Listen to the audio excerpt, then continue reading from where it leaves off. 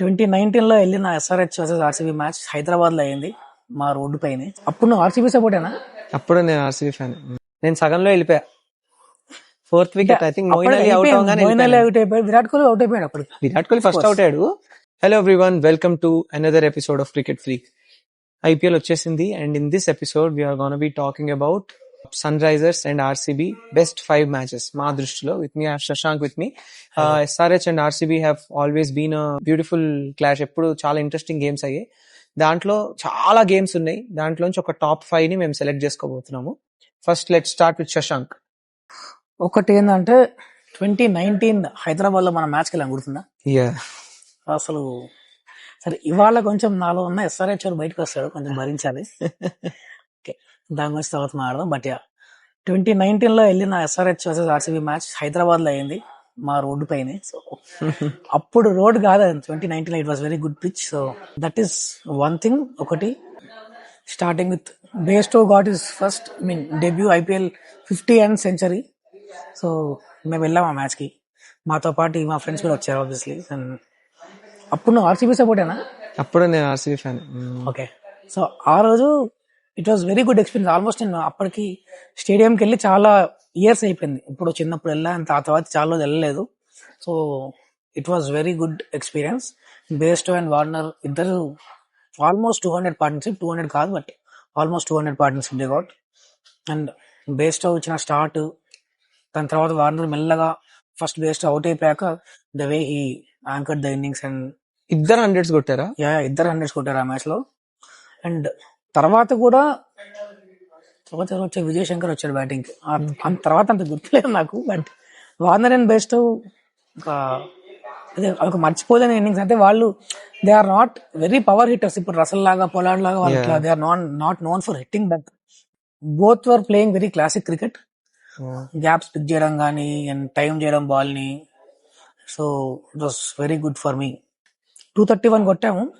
తర్వాత 231 as for 231 for 2. I thought దగ్గరకు వస్తారేమో, కొడతారేమో, because they were having Virat Kohli, AB de Villiers, Moeen Ali. So starting opening Parthiv Patel ఇంకా హెట్మేర్ వచ్చారు. మీకు హెట్మేర్ కూడా ఉన్నాడు. సో కొడతారేమో, బికాస్ బేర్స్టో అండ్ వార్నర్ ఆడిన బ్యాటింగ్ చూస్తే చాలా ఈజీగా, అసలు వాళ్ళు వేరే పిచ్ పైన ఆడుతున్న ఫీలింగ్ వచ్చింది because after seeing second innings. So I thought కొడతారేమో అనుకున్నా, but Mohammad Nabi power play లో బౌలింగ్ వేసాడు. He got quick wickets of Parthiv Patel. So first over లోనే he got Parthiv Patel. Next over లో వెంటనే he got I think Hetmyer and de Villiers back to back ఒకటే over లో. So one of those games where Sandeep Sharma Virat Kohli out చేశాడా? మరిద్దరు కొన్ని love story కొత్తగా చెప్పాల్సిన పల్లె. 7 times 8 times కదా అవుట్ చేసింది సందీప్ శర్మ.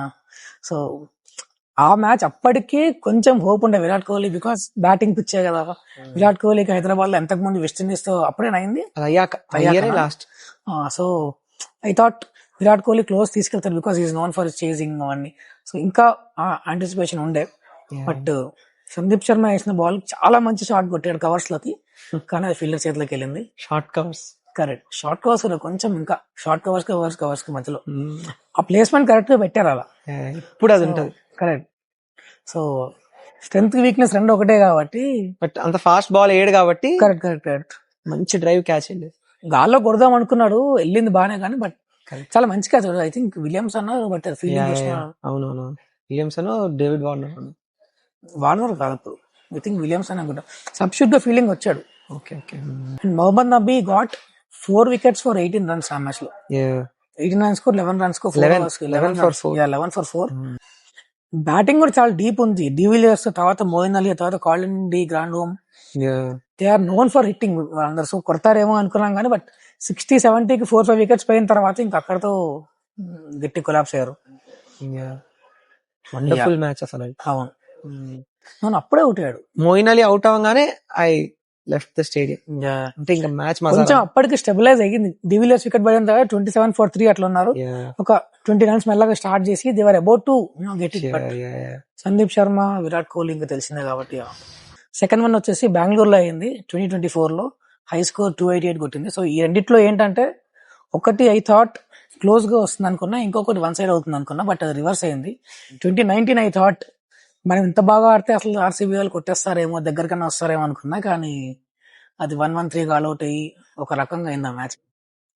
సో 24 లో వచ్చేసేమో వన్ సైడ్ అయిపోతుంది అనుకున్న మ్యాచ్ ఏమో ఆల్మోస్ట్ దినేష్ కార్తిక్ కొట్టేస్తాడేమో అన్న స్టేజ్ కి వచ్చింది. అండ్ ట్రావిస్ హెడ్ ఇచ్చిన స్టార్ట్ ఆ మ్యాచ్ లో అభిషేక్ శర్మ కూడా కొడతారు అనుకున్నా, బట్ 30-40 అవుట్ అయిపోయాడు. He was not as quick as Travis head. But ఆ తర్వాత దెన్ క్లాసెన్ వచ్చాడు నెంబర్ 3 లో. ఈ మధ్య రావట్లేదు, బట్ ఇప్పుడు వస్తే బాగుంటుంది. స్టిల్ నెంబర్ 4 లో, బట్ ఓకే 24 లో క్లాసెన్ కేబెట్ నెంబర్ 3. తను కూడా చాలా పెద్ద ఇన్నింగ్స్ ఆడాడు. Abdul Samad was he made the main difference. 10 balls 37 అలా కొట్టాడు. So that was the main difference which made everything. Because మీరు కూడా 262 ఎంత కొట్టారు. సో లాస్ట్ విత్ 25-30 runs లోనే పోయింది. సో ఆ 30 runs were very crucial. Because ఆ పిచ్ పైన ఇద్దరు బ్యాటింగ్ గుడ్, వన్ సైడ్ అవుతుంది అనుకున్నా, కానీ అవ్వలేదు. But they got very good start to. Virat Kohli చాలా మంచి start. Think he got out to Mayank Markande ఆ రోజు. గూగ్లీ మీకున్న 2 వీక్నెస్లే, ఒకటి గూగ్లీ, ఒకటి సందీప్ శర్మ. ఇంతకుముందు కూడా ఒక శ్రేయస్ గోపాల్, తనకు కూడా గూగ్లీకి అవుట్ అయ్యాడా. సో అది అసలు కొట్టలేరు అనుకున్నాం కానీ, but they got very close. 160-170 almost 6 wickets పోయా. 5-6 wickets పోయిన తర్వాత ఇంకా అక్కడతో అయిపోయింది అనుకున్న టైంకి దెన్ దినేష్ కార్తిక్ వచ్చాడు. So I think 2-3 years he was very good finisher for you. అక్కడ ఆడే ఇండియా కంబ్యాక్ ఇచ్చాడు. కరెక్ట్, వరల్డ్ కప్ కదా. కరెక్ట్. సో దినేష్ కార్తిక్ మా తలావాడు. Dinesh Karthik I think 70-85 runs ఎంత కొట్టినట్టున్నాడు. 30-40 balls. So that was very good innings.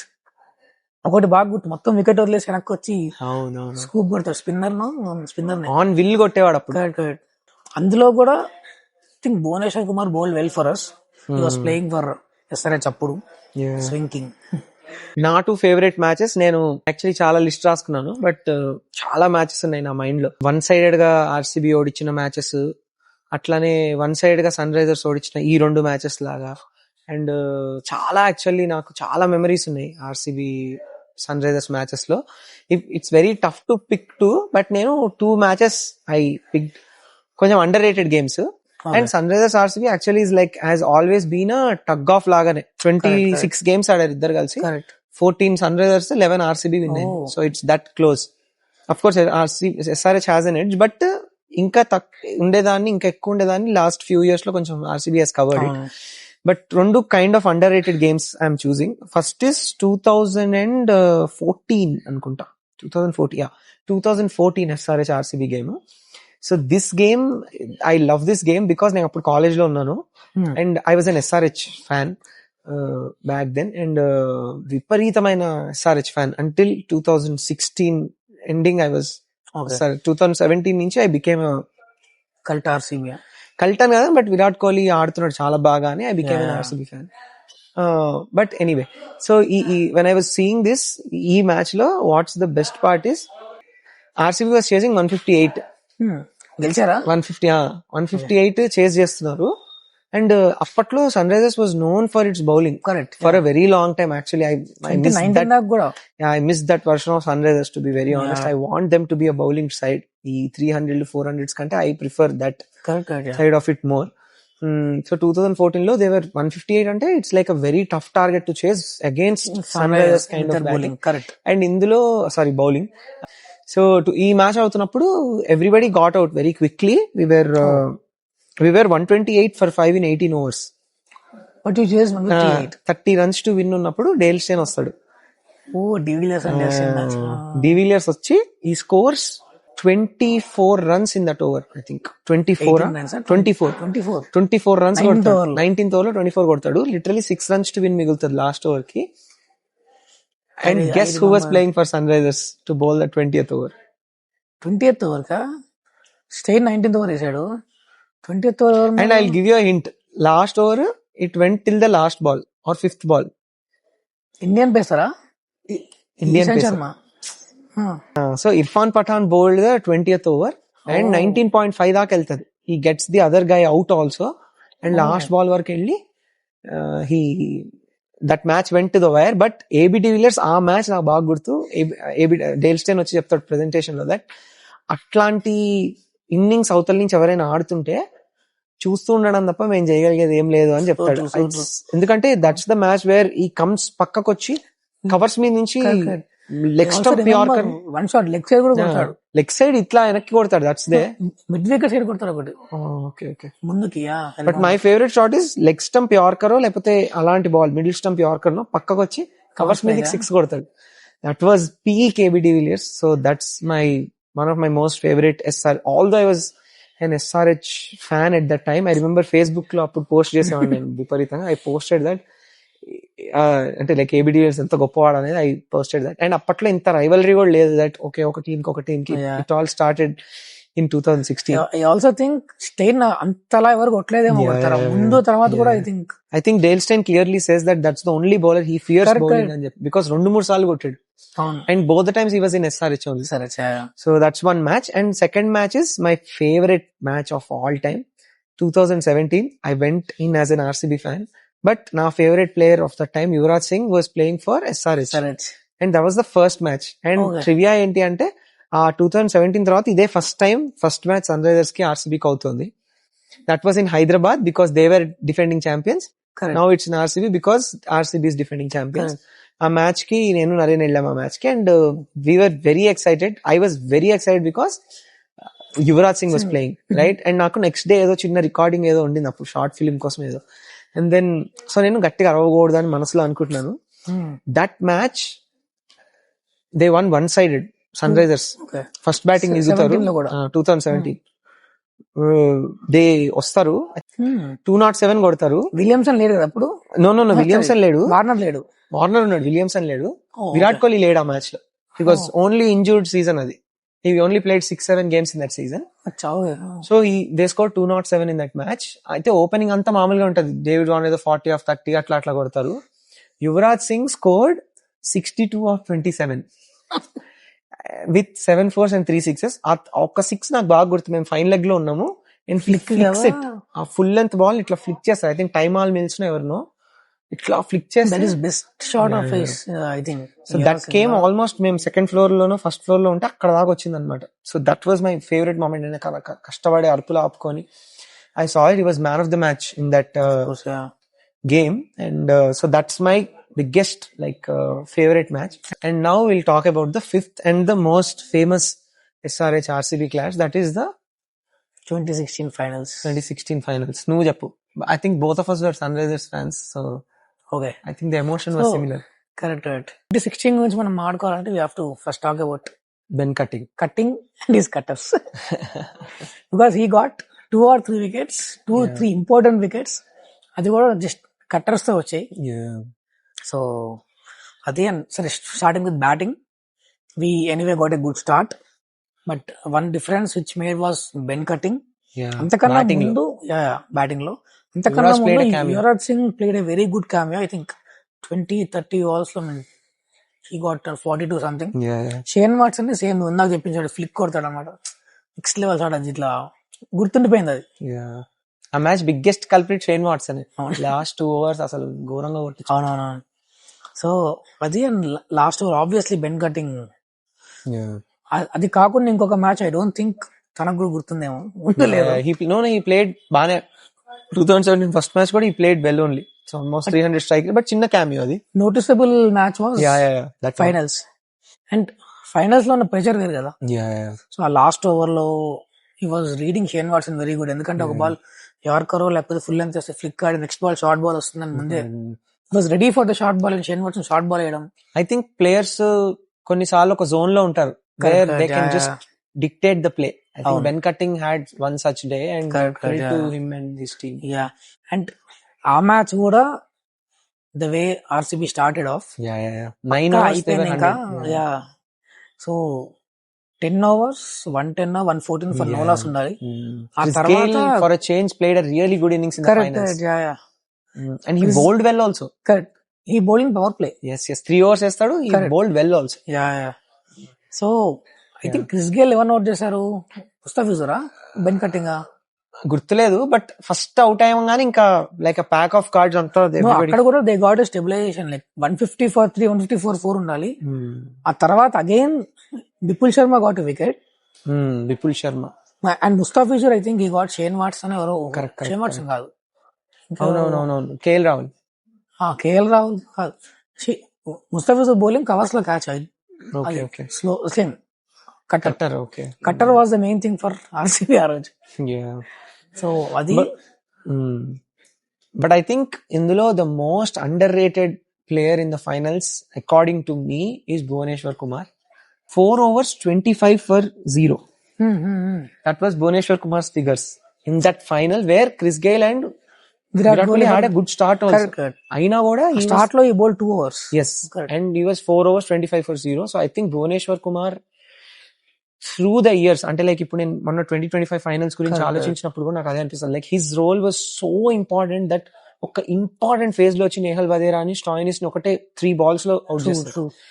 So he always had that kind of a thing, and I feel somehow that Sunrisers losing Bhuvneshwar Kumar has been a very very big blunder. Loss, yeah. And ఇంకొక last thing that I want to tell is this is just an observation ఏంటంటే ఇప్పుడు RCB 2016 లో ఎలాంటి position లో ఉందో sun Risers ఇప్పుడు అలా last 2-3 years నుంచి అదే పొజిషన్ లో ఉంది.